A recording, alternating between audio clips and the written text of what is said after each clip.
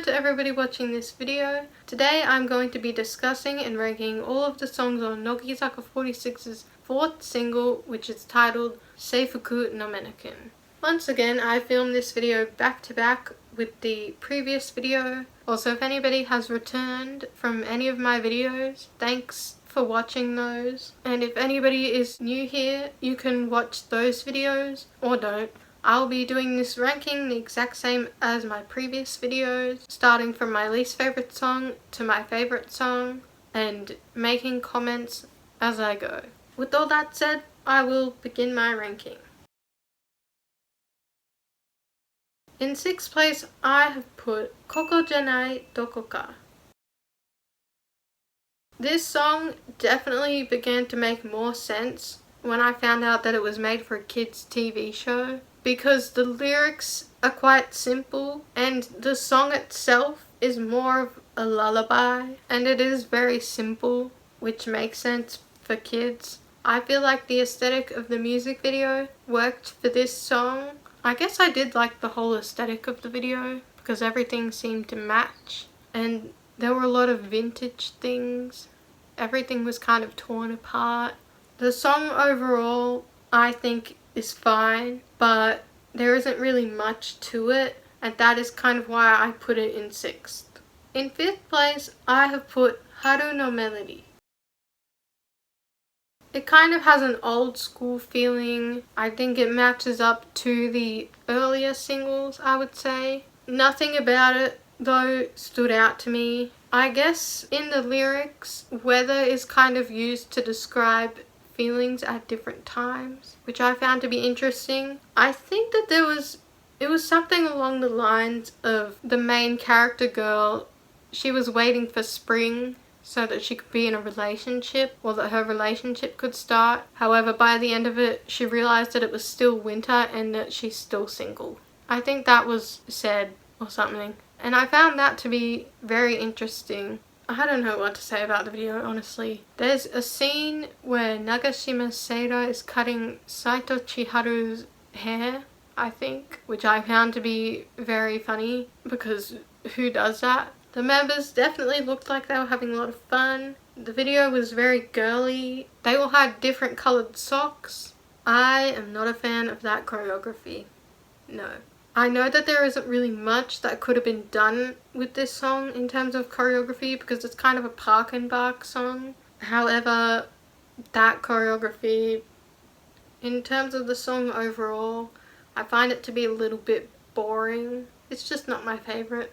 But I put it in 5th over Koko Janai Dokoka because there's more in the song. I'm not saying that I don't like Koko Janai Dokoka. I think it's fine. It's just a little too simple. There was more in Haru no Melody. Moving on, the song that I've chosen to put in 4th place is Yubi Boenkyo.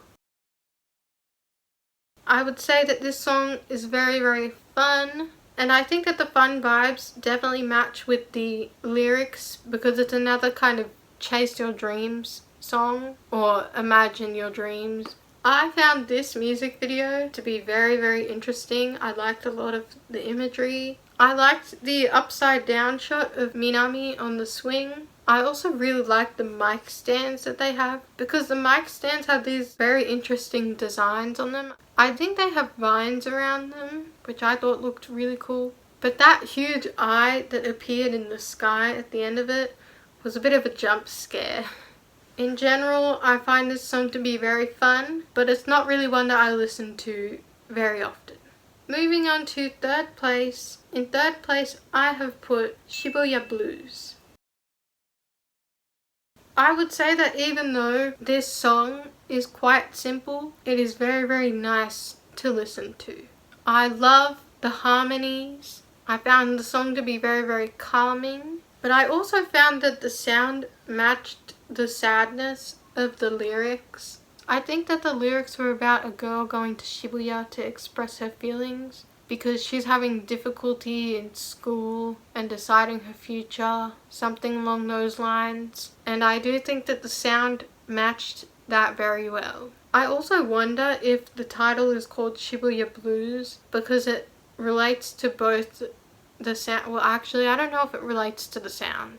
I don't think I've heard enough blues music to determine if it sounds like that. But I think that the title refers to the lyrics because it's kind of sad. Overall, I really like this song. And that's why it's in third. The song that I put in second is Yasashi Sanada Maniateru. I love the old school feeling of this song. I like the mix of higher and lower vocals, and I do think that a lot of the pairings work very well together. Also, Kazumi sounded great. I know that I just spoke about Kazumi's voice when I was talking about Otoga Denai guitar. I really like Kazumi's voice. She has a lot of range. In fact, she can actually sing very, very low. If you look up a performance of Inochi no Shinjitsu musical, Kazumi filled in for the boy part, and I was very impressed that she hit those notes because it is in a very deep register. I really like Kazumi's voice, if you couldn't tell. In terms of my overall thoughts, I love this song, and I think it's one of the most underrated Nogizaka songs. Moving on to first place. In first place, I of course had to put Seifuku no Mannequin. I cannot deny the greatness of this song. I think because it had such a different sound compared to their other A-sides, and I guess compared to a lot of their other songs overall, that definitely helped to make the song so successful. It is mostly a dance track, which people seem to like a lot, and I do think that the instrumental is very good.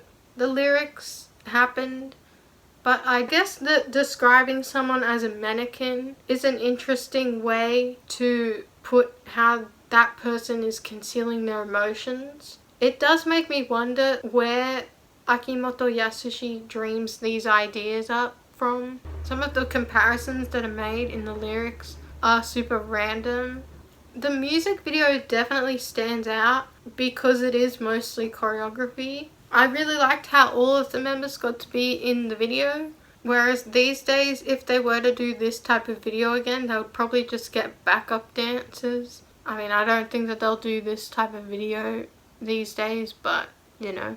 The choreography itself was also a lot different compared to some of the other choreography that they were doing.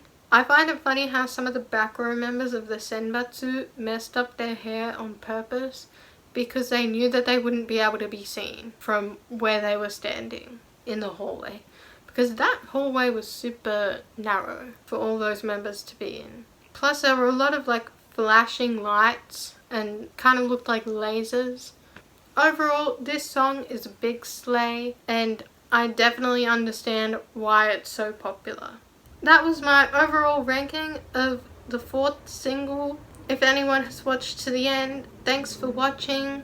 Hopefully people will be back for the next video. I think that is everything I have to say. See ya!